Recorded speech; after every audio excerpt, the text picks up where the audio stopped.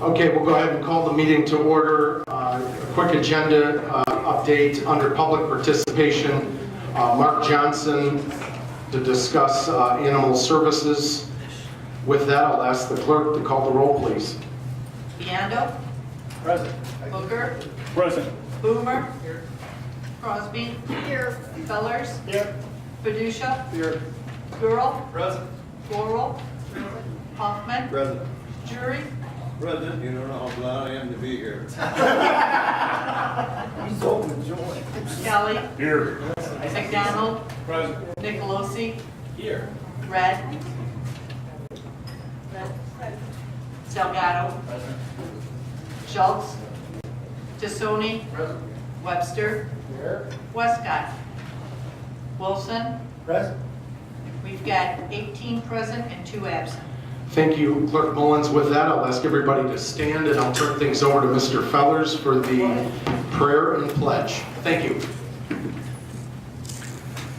Baruch atah Adonai Eloheinu melech haolam shehecheyanu v'kimeanu v'higianu v'chaz ben chazeh. Blessed are you, Adonai our God, sovereign of all, for giving us life, for sustaining us and enabling us to reach this season. Watch over us in the season of darkness as the light of the sun wanes and the night subjugates the day. Watch over those who sacrifice the warmth and light of home and venture out into the dark. Our soldiers on this day of infamy, our safety officers, EMTs, firefighters, and all who put the safety of others ahead of their own. They are our stewards of freedom, the freedom from war and terror, and the freedom to have a safe and secure home. Watch over those who don't yet share our freedom, both across your great creation and here in our own community. Those that fear the terror and violence every day, those without a safe place to call home, those that suffer from the indignation of inequality. Bring us your light in the season of darkness, so that we may share it with all of your diverse children. In your name we pray. Amen. I pledge allegiance to the flag of the United States of America and to the republic for which it stands, one nation, under God, indivisible, with liberty and justice for all. Thank you, Mr. Fellers. Next item of business, presentations. I'm going to ask the Rockford Fire Chief, Chief Bergston, to come on up if you don't mind, Chief, and he's going to give an overview of the 911 consolidation discussion that began back a couple of years ago and has been a topic of discussion as of late as well. And I also wanted to acknowledge Mayor McNamara and Rockford City Administrator Todd Cagnoni. I also see the administrator from Roscoe, Scott Sanders, is stopped in tonight, and I apologize if I'm missing any other of our municipal partners here this evening. But thank you so much for being here, Mayor in particular. Thank you. Chief? Good evening, everyone. Thank you very much for having me here again today. I'm speaking on behalf of the 911 Board as the chairperson of the 911 ETSB for Winnebago County. Just wanted to give an update. Was here in 2015 and also in 16 and then 17 to the Public Safety Committee. So just kind of want to give an overview. And I don't know how questions work or Chairman, if they stop you in the middle or how you want to do that. So I talked to Mr. Fiducia, our Public Safety Chairman, and he said since we'll have Chief Bergston and we have other items tonight, is we'll let him get through. We'll take a few questions, but then at a point we will cut it, and Mr. Fiducia will take any other follow-up questions that we have time, plenty of time to flush out. He's going to have a follow-up meeting with the chief, and we'll make sure we get anybody and everybody's questions answered. There is no action item this evening or in the very near future in terms of an IJ, so we have time to plow through this, if that's okay. Oh, perfect. So again, just want to say thank you. Back in January 19th of 2015, the Rockford City Council passed a resolution unanimously for the 911 Board to look at consolidation. A month later, the County Board passed the same resolution on February 26, 2015, giving direction to the 911 Board to look at consolidation of 2 centers. A lot of that was driven by the fact that we have to replace all of our technology. It's coming to end of life since it was purchased in 2005. It's going to be a pretty large, substantial expense for a new phone system and new CAD system. and CAD is a computer-aided dispatch. That basically is the brain of the 911 center. Every call that comes in gets coded into the CAD system, and then that gets sent out to responding agencies. So that kind of what precipitated us, the 911 board, by the county board and the city council. From there, we contracted with a private consulting firm that guided us through the process of looking what the pros and cons of doing the consolidation and what efficiencies could be gained from it. And that study was published in June of 2016, and then I came back to the Public Safety Committee and kind of presented on that study. So that kind of leads us, kind of gives you a brief overview of what the past has led us up to. And then some of the things that have precipitated, some of the fast forward to some of the budget issues that the city and county have had, probably the main reason that we're here this evening. So just kind of give an overview, the 911 ETSB board receives their funding from the state for cellular and landline fees. Those fees are used to pay for all the technology and to answer the 911 calls. So one thing that there's some misnomers that have been going on, that the city and the county receive those funds. Those funds are just for 911 purposes only. They don't come to the city and county. They're paid out by the 911 fund, which that fund is managed by the county through the finance department. That we operate, all of our purchases go through the Public Safety Committee, then approved by the board here. So that's just kind of a quick overview. On the handout that you have, some of the things that we looked at to do a consolidation, there's a lot of requirements that are necessary in order to have both centers be consolidated. We need to have an agreement between the city and the county to agree that the city then would become the 911 public safety answering point for the entire Winnebago County. Then we need to have intergovernmental agreements between all the police agencies that are currently dispatched by the sheriff's office, that they would then be dispatched by the city of Rockford. Then also one of the components is that the Winnebago County 911 Center is a backup center for Boone County. Then the city would then become that backup. So some of the things that our technology are going to aid us on our end is that we're going to a new phone system that is all fiber optics. Right now we're on copper lines. Once we get the new fiber optics phone system, our backups then do not have to be within the county or within a certain trunk area of the phone system.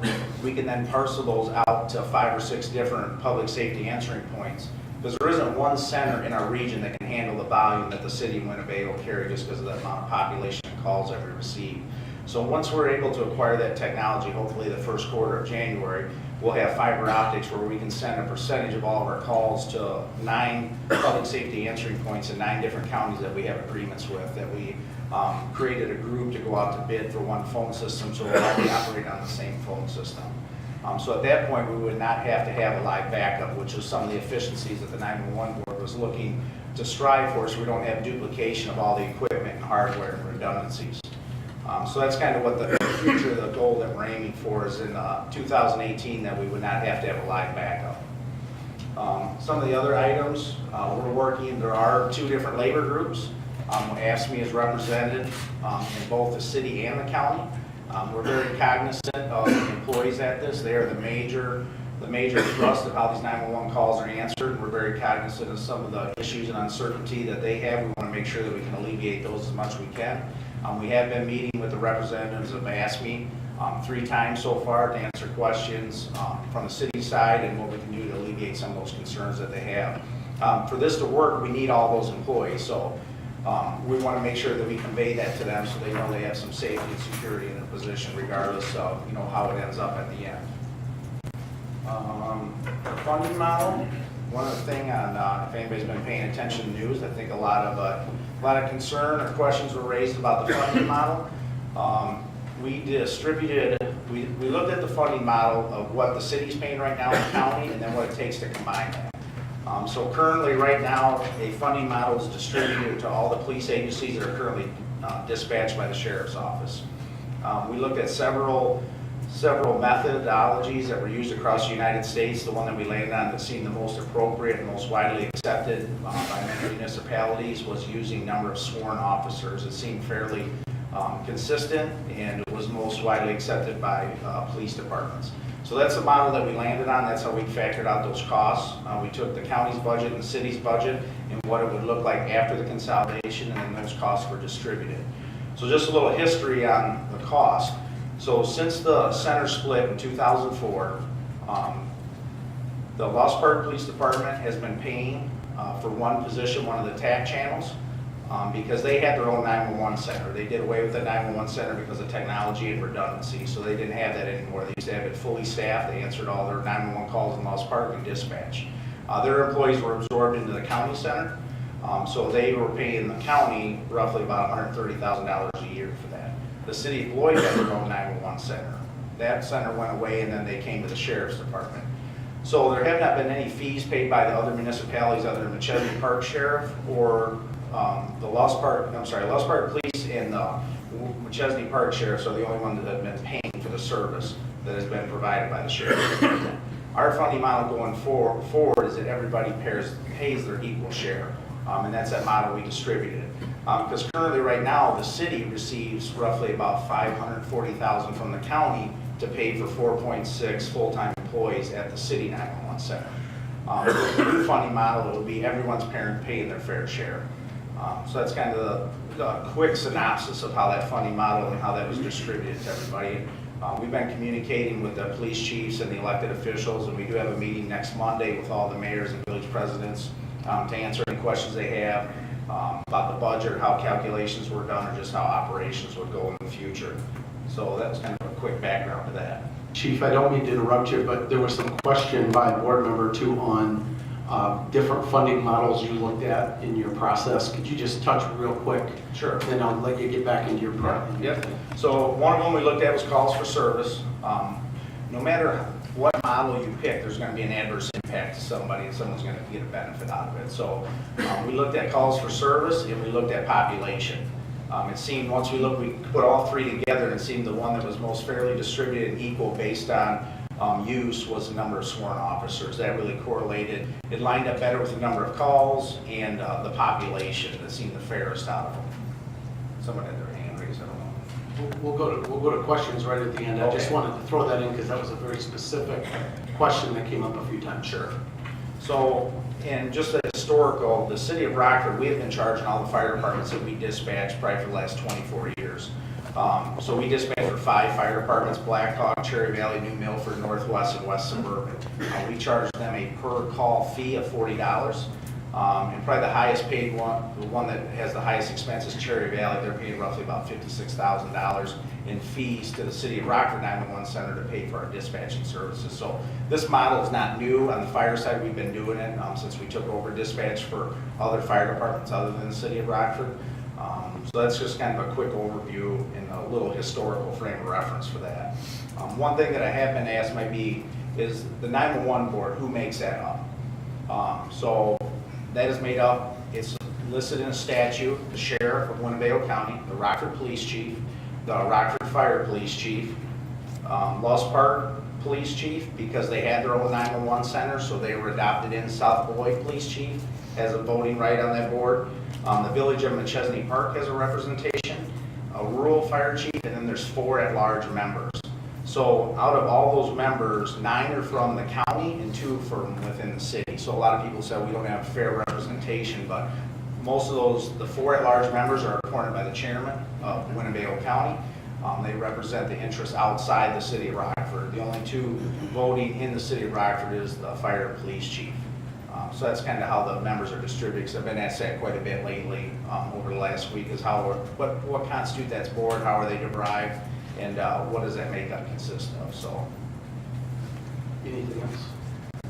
no, like I said, I sit at these meetings every Monday night. I didn't want to take too much of your time. I'm very appreciative to allowing me to come in and speak, and just wanted to kind of give a quick overview and answer a few questions. And again, Mr. Fiducia said he would be the collector point, so I can get any information back to anyone or follow up. So I know Mr. Webster had a quick question. I see Mr. Nicolosi. If you'll indulge me, I'll ask one first.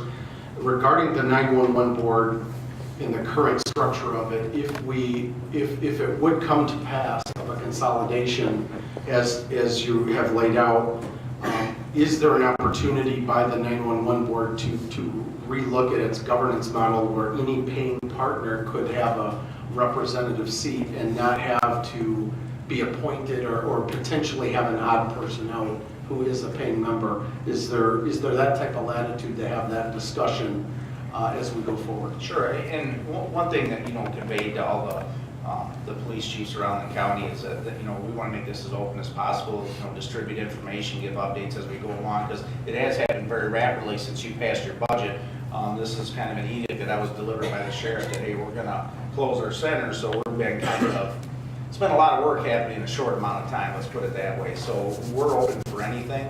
I think everyone should have a fair representation, however that looks up, what that looks like. We looked at different models through different dispatch centers. Sometimes they have their 911 board, and then they have another governance board as far as operations policies, and kind of derive that. So, we're open, and it's not me personally, it's the whole group of the 911 board that makes up that would be open for those discussions. Thank you very much, Chief. I have Mr. Webster, then Mr. Nicolosi. Mr. Webster. Yes, thank you. And thank you, Chief, for being here. We really appreciate this. A lot of this discussion here came about because of just a recent meeting we had Monday where those of us that were there really weren't blind about things that were going on here. And my district is a very large geographic district, and so therefore I have several townships that I represent, and also several communities, Durand and South Beloit, Rockton, they all have their police departments, and they kind of jumped me pretty good about this issue about what it's going to cost them, and they were totally unprepared about these dollar amounts. Their budgets, like our county budget, like the city budget, we're all struggling. And so, at any rate, I know that when we first talked about this several years ago, we thought it was going to be more towards a money-saving thing as well as collaboration, and it would be a money-saving thing somewhere. So these dollar amounts that are coming out for all this are pretty staggering any way you look at it. And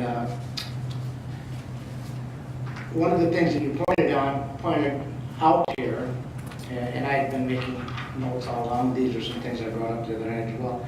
You're going by head count of the assigned police or deputies, whatever. And so one of the things that does that came to mind to me right away, and one of the chiefs mentioned this to me as well, is that could actually be prohibitive to them adding more to their departments. So every time they hire, by the looks of this, they're getting charged by the population of the cops that they have in their department. When that cop population goes up, then their fee goes up.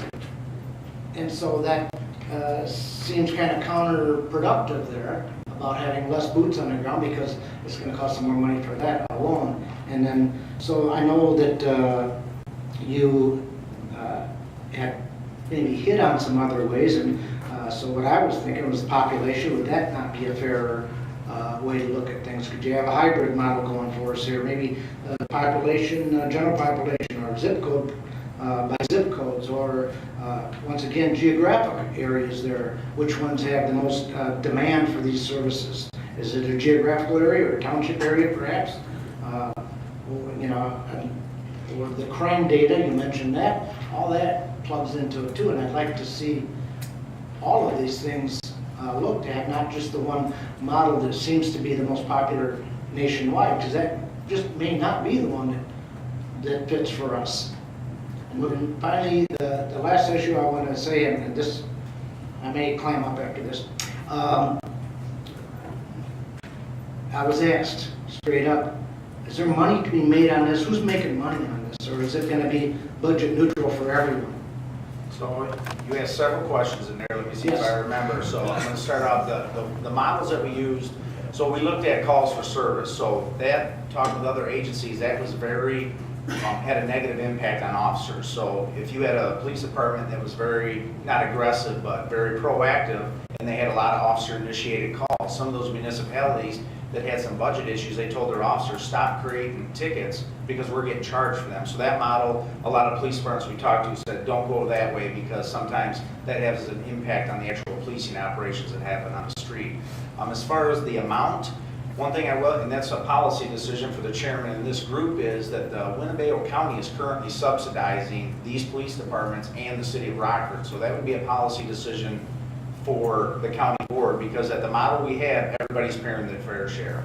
So currently, Winnebago County's paying the city over $500,000, and you're subsidizing the rest of the police departments that you're not charging, other than Lost Park and the Winnebago County Sheriffs. South Beloit, to fact, they had a center up until 2004, staffed with 4 employees, that they're paying all fully loaded benefits, wages, they're paying for all the phone lines, the hardware. Once the county took it over, all those expenses went away for that municipality. And you know, they weren't getting charged anything for 13 years, and now it's coming time that both the city and the county don't have the best financial outlook. So trying to find a way that evenly distributes all those funds, not everybody's gonna like it. And again, you know, part of that's gonna come down to the county as far as what a policy decision is. The city, our expenses go up $50,000. So, you know, this isn't like a win for the city. You know, when I communicate to my mayor, it's like, well, our costs are going up. It's like, well, you know, once you evenly distribute that, those subsidies go away, everyone's paying what they need to be paying. So, and again, we're open to have those discussions of what is the perfect one, but what's great for Lost Park is going to have a negative impact on Durham. What works for Winnebago, South Beloit's not going to like. So it's kind of, and then that's part of the reason we're having all the elected officials, you know, get together Monday and kind of get all that feedback and, you know, different ideas, because, you know, 911 board doesn't have all the ideas, the city of Rockford or the county, so we want to get as much input as possible. But I appreciate those are all great questions, and hopefully I think I got them all unless I missed one. So. Okay, only one final thing, estimated time of arrival for this whole, I've been asked that 100 times, and I couldn't even begin, because just, you know, all of the IGAs, I know how our city works. It takes a long time to go through the process, the county, and then 9 police departments.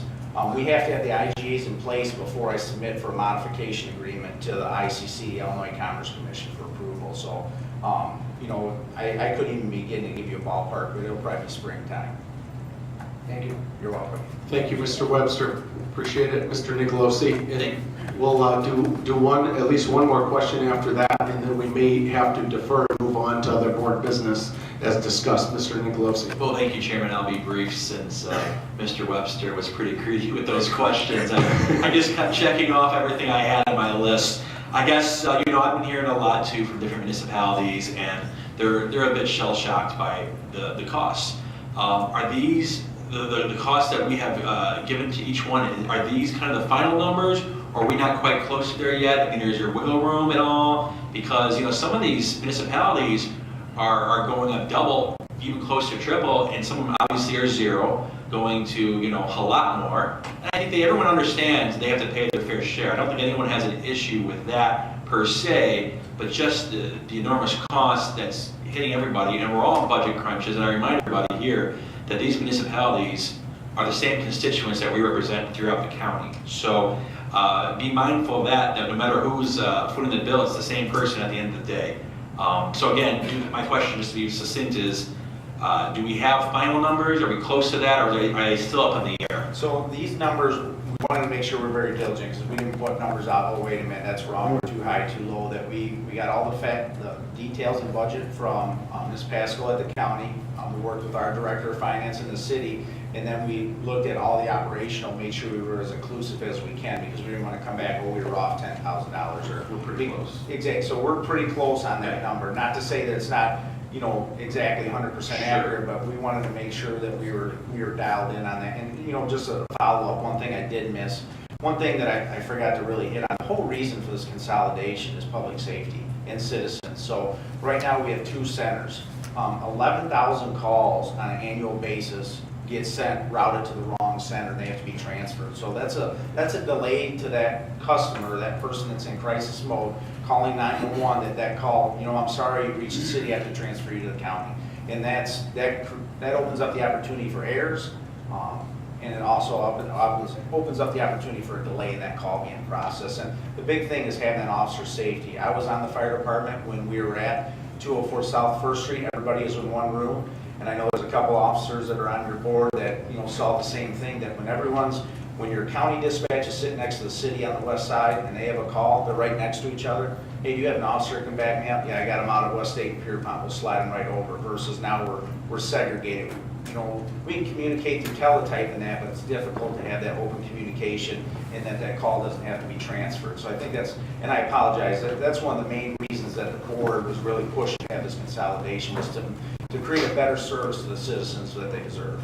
Chief, just to follow up on that very good question, or the point you made, you explained to me the other day a call transfer could be a short, the timing, so when somebody calls 911, and you said 11,000 calls have to be transferred or bounce off the wrong cell tower, what's the timing loss potentially, short and long on that? You know, I can't give you exactly, it could be 30 seconds to a minute and a half. You know, a lot of it depends if you're not getting good information from the caller, if they're not audible, or the phone line, because our biggest issue is the cell phones, that we're not able, if you have a landline, it goes right to the right center. It's all coded and we receive it right away, but cell phones, I could be standing right here, call 911, and if the city tower's busy, it could bounce me to the county. And then that's, all right, you're in the city, I'm gonna transfer your call to the city now. And then as far as officers, sometimes those calls get dropped when they transfer, so then the officer will call back, hey, can you give me some more information, so that I lost the call or I can't get it back on the line. So it's, you know, it all comes down to the citizens and having that service delivery where we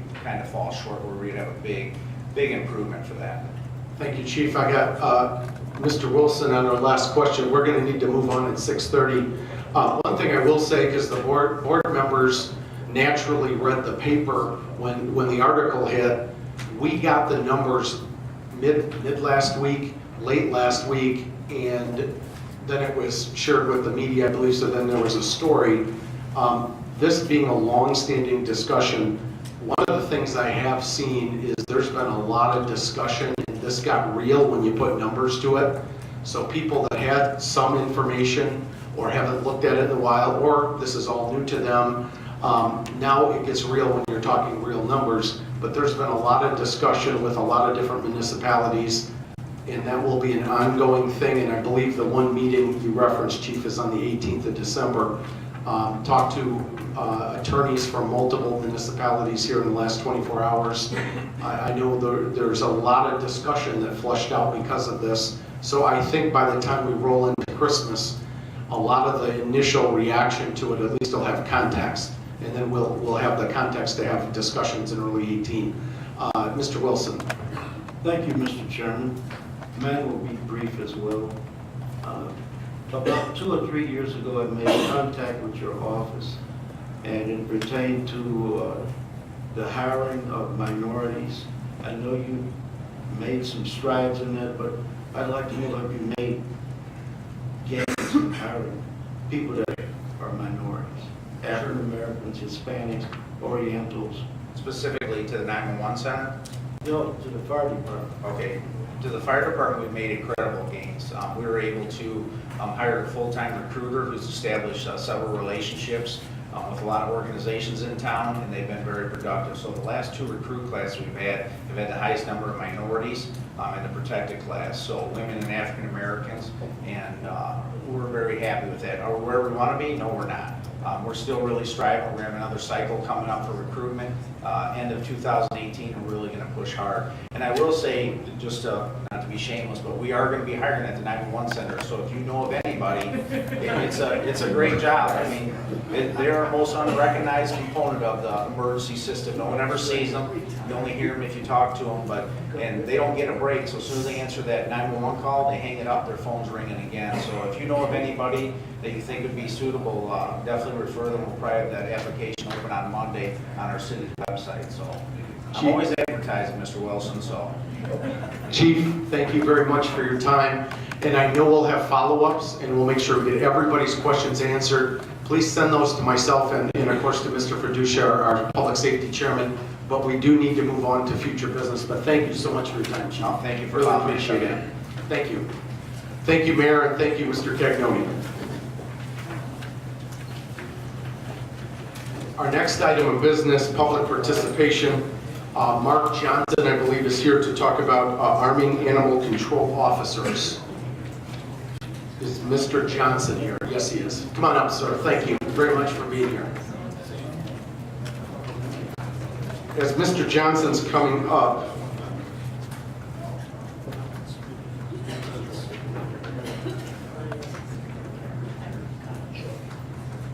I'll read a little disclaimer. Comments shall be limited to 3 minutes. Speakers may not address a zoning matter which is pending before the ZBA. zoning committee, or the county board.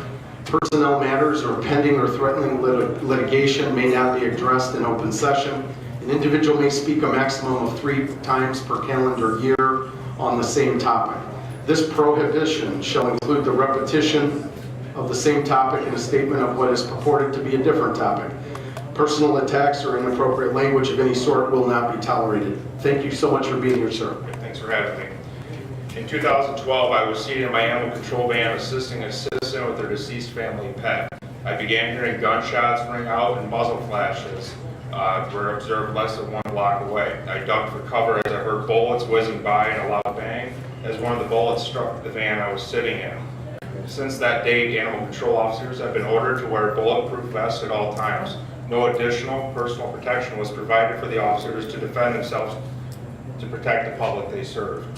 Good evening, ladies and gentlemen. My name is Mark Johnson, and I am an animal control officer for Winnebago County. In near 2000, the Center of Disease Control completed a study where they found that nearly 82% of dog bite-related fatalities came from unrestrained dogs. Winnebago County currently has approximately 396 dogs that have been deemed dangerous since 2010. And a dangerous dog is a dog that runs at large and behaves in a manner that a reasonable person would believe poses a serious and unjustified imminent threat of serious physical injury or death to the person or a companion animal.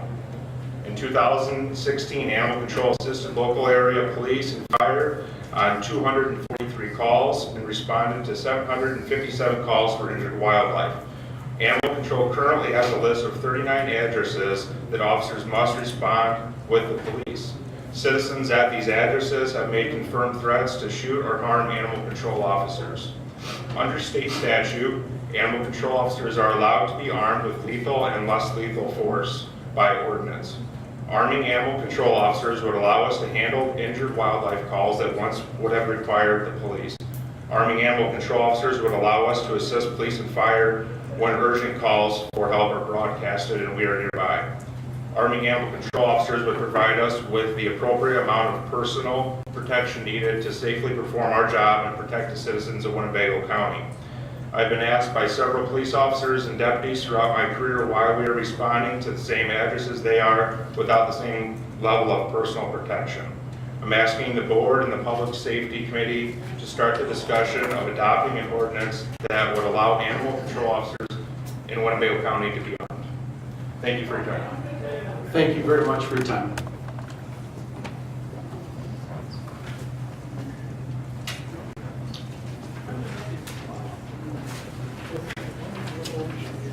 Next item of business, approval of minutes. May I please have a motion to approve the minutes from November 9th, 2017, and to lay over the minutes from November 21st, 2017 meeting. I have a motion by Mr. Nicolosi. May I have a second? Mr. Hoffman, thank you. Any questions on the minutes before the board?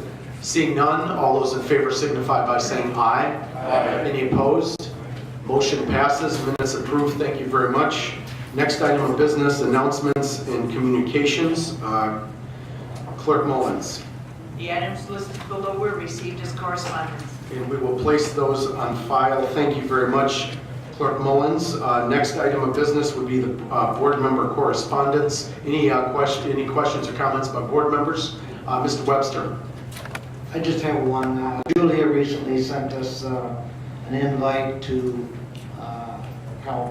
Carpenter's Place. Yes, sir. You saw that. I think we all saw that. The other thing I just want to say is Carpenter's Place put out the call. They're in need of winter boots. So if you could help them, they'd appreciate it. Thank you very much.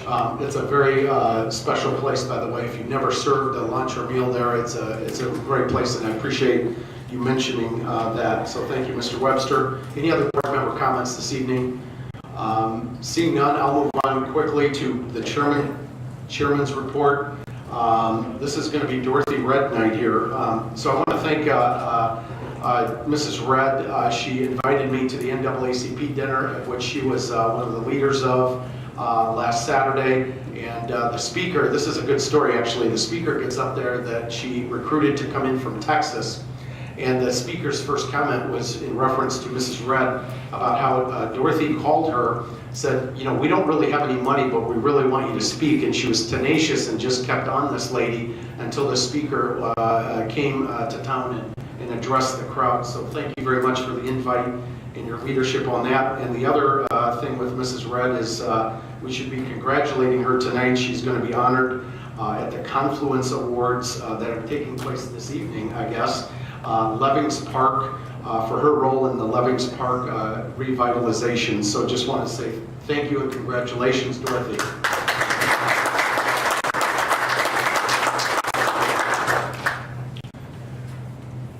Next item of business is the consent agenda. We have the raffle report on the consent agenda. May I please have a motion to approve the raffle report on the consent agenda? Mr. Hoffman on the motion, Mr. Fellers, Boomer, and Mr. Jury, and Mr. Nicolosi on the second. Any questions on the consent agenda before the board? Seeing none, all those in favor signify by saying aye. Aye. Any opposed? Motion passes. Consent agenda is approved. Thank you very much. Next item of business is the Finance Committee, and we will have Mr. Biondo come on up. Thank you, sir.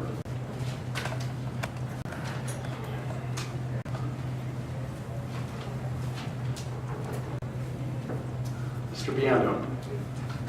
Thank you, Mr. Chairman. I tried to figure out a way to read these in fast, but the first four are kind of difficult. I'd like to read in Budget Amendment 2018-009. It's the IDHA grant to be laid over. It's $35,000 for a property demolition. Okay, thank you, Mr. Biondo. And then I'd like to read in all four of these. Budget Amendment 2018-010, access to the justice to be laid over. It's a $5,000 grant. This was also approved unanimously by the committee. And read in item 2018-011, which is a domestic violence mentor court to be laid over. That is a grant for $37,580, also unanimously approved. And Budget Amendment 2018-012, information technology. For the RHA, we're going to make like $160,000 on that, and it's $50,000 for a person to actually do that work. And I'd like to read in all four of those.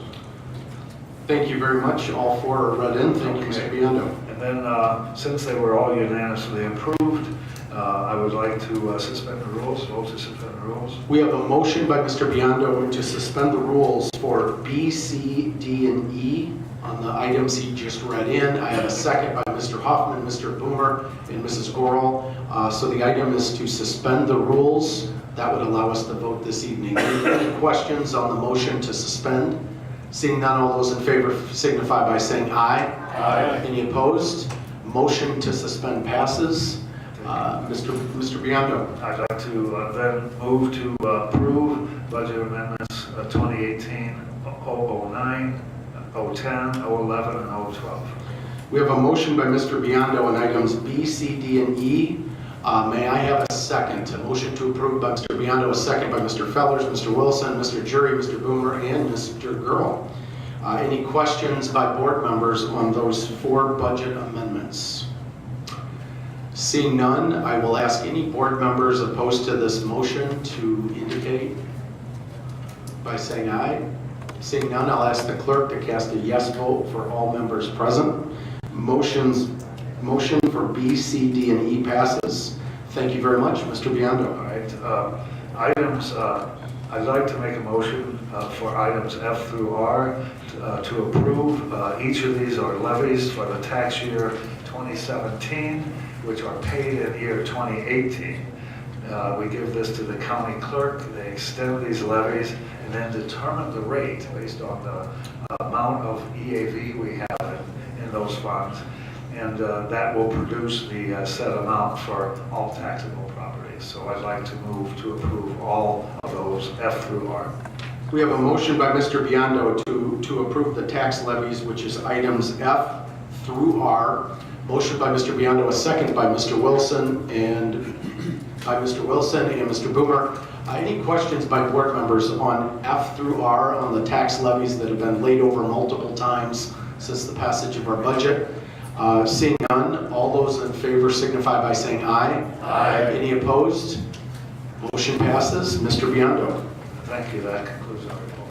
Thank you very much, Mr. Biondo. Next item of business, our zoning committee, Mr. Webster.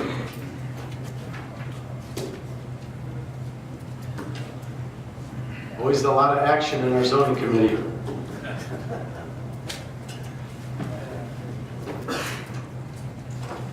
There will be some. Thank you. Zoning committee this evening has one item. It has been in for a layover, so it's due to be voted on. But it's SU 1217, special use permit for the crushing asphalt concrete. And I want to make a motion to refer this case back to the zoning board of appeals. And it would be at their January special meeting, January 16th, 2018 at 5:30 in the administration building, room 303, for further hearing to obtain additional testimony specifically with regard to drainage upon neighboring properties and dust on neighboring vehicles. We have a motion by Mr. Webster to refer SU 1217, the special use permit, back to the ZBA, not back to the zoning committee, but back to the ZBA. We have a motion by Mr. Webster to refer this back to the ZBA. May I have a second? Seeing no second, the motion to refer this back to the ZBA fails. So then I'll turn things back over to Mr. Webster. Mr. Webster. Okay, thank you. In that case, then what's left is I would have to move to approve SU 1217. We have a motion by Mr. Webster to approve SU 1217. I have a second by Mr. Kelly, Mrs. Crosby, Mr. Fellers, Mrs. Gorel, Mr. Hoffman, Mr. Jury, and Mr. Gorel. Any questions on item 1, SU 1217? Seeing none, all those in favor signify by saying aye. Aye. Any opposed? Nobody's opposed, so motion passes unanimously. I'm opposed to Oh, that. I apologize, Mr. Webster. So mine is worrying. That's okay. We'll note Mr. Webster on the no vote. And I need to add that you're approving this with conditions as they came out of both zoning board of appeals and zoning committee. Yes, sir. Thank you very much. Okay, the only other thing I have to add then is the zoning board of appeals will meet next December 13th, 2017, and they have 6 items on their agenda, so we're getting a little bit busier. And then we will have a follow-up meeting of the zoning committee on December 27th, 2017. Thank you. Thank you very much, Mr. Webster. Next item of business, there's no Economic Development Committee report this evening. Operations, Mr. Jury, good to have you with us, sir.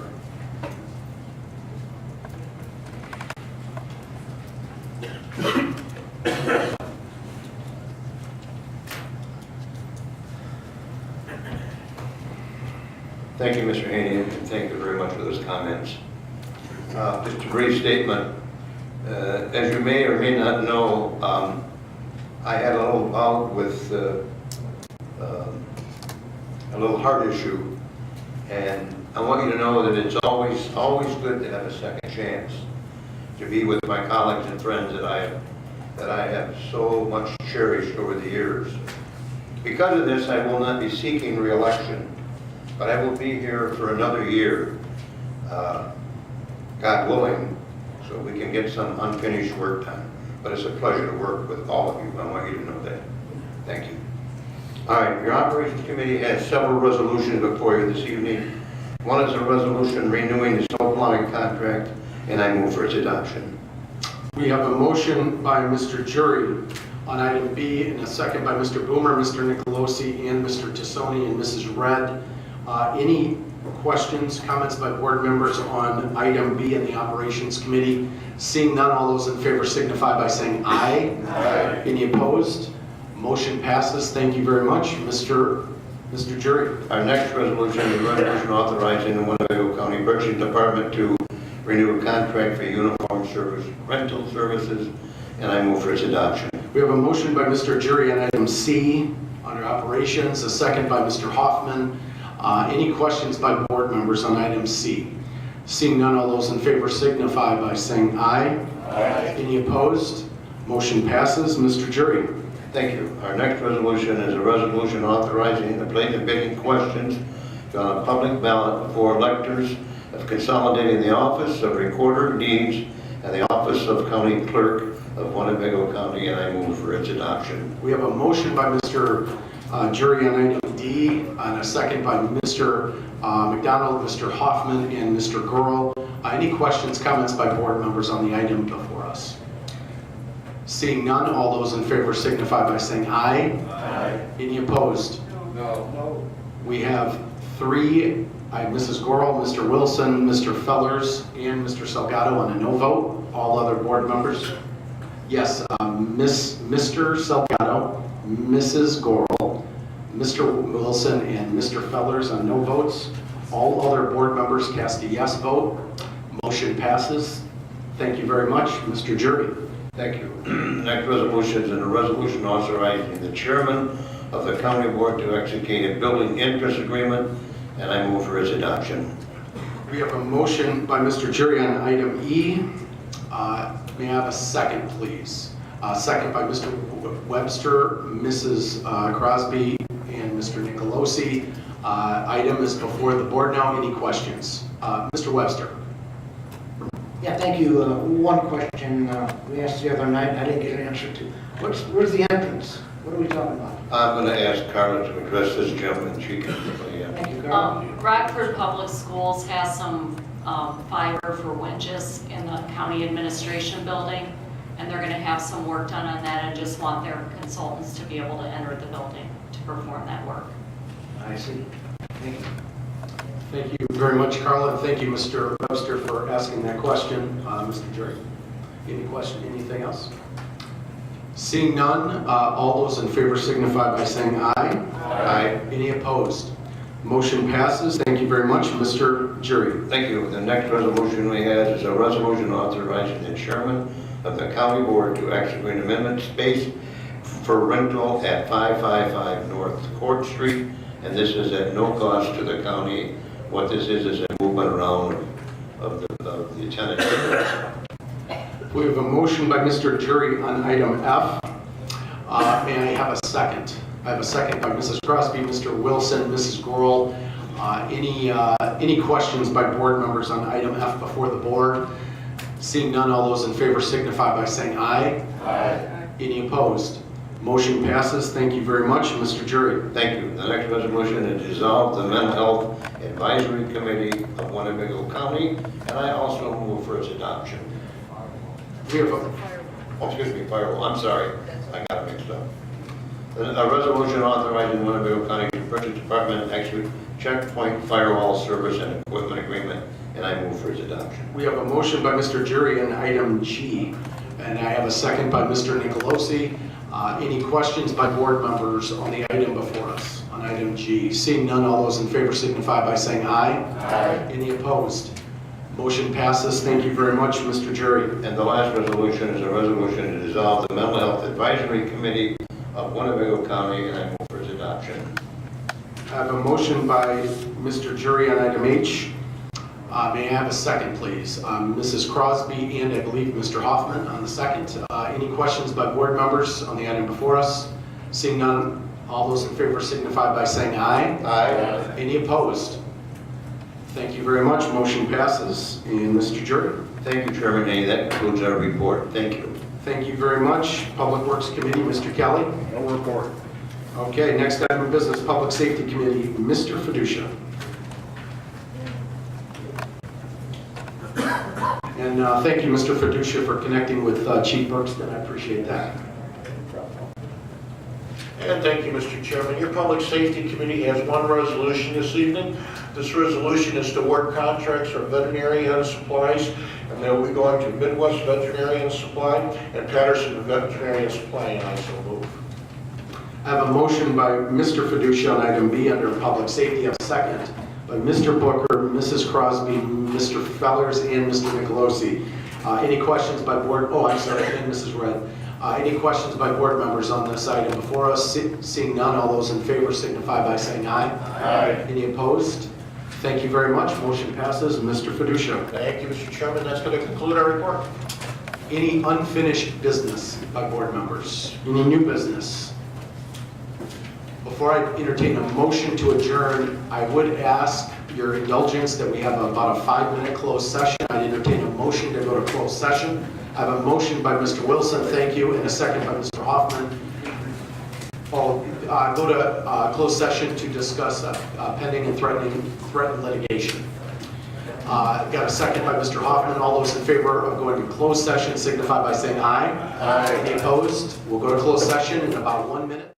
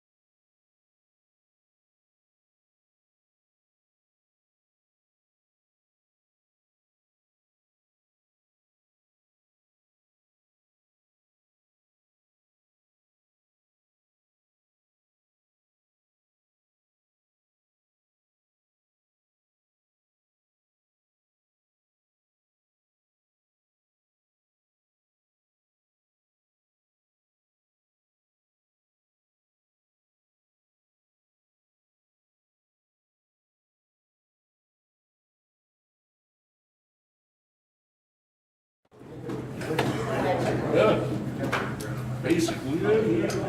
I have a motion to adjourn by Mr. Wilson, a second. Oh, no action was taken in closed session. Motion to adjourn by Mr. Wilson, second by Mr. Nicolosi. All those in favor signify by saying aye. Any opposed? Have a great night. Thank you very much.